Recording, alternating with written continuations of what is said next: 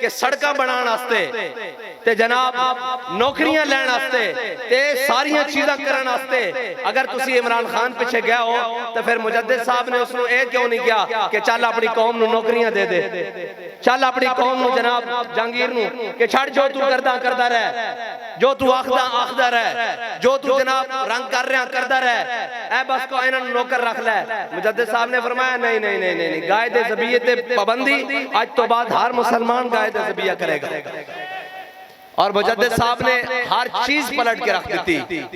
سانو مجددیت نہ سکھاؤ، سانو نہ سکھاؤ کہ مجدد صاحب دا کی طریقہ کار سی، اسی بڑے چنگے طریقے نال جان دیاں اور حضرت مجدد پاک دے طریقے دے اتے ہیں۔ اور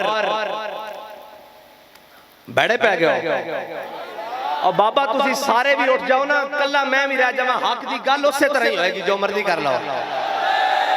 ایک ناراض نہیں، ساری کائنات بھی ناراض ہو جاوے، بدلے گا زمانہ لاکھ مگر قرآن نہیں بدلا جائے گا، ہے قول محمد قول خدا، فرمان نہیں بدلا جائے گا۔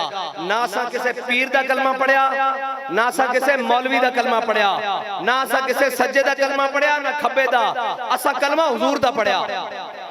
لبیک لبیک لبیک یا رسول اللہ، لبیک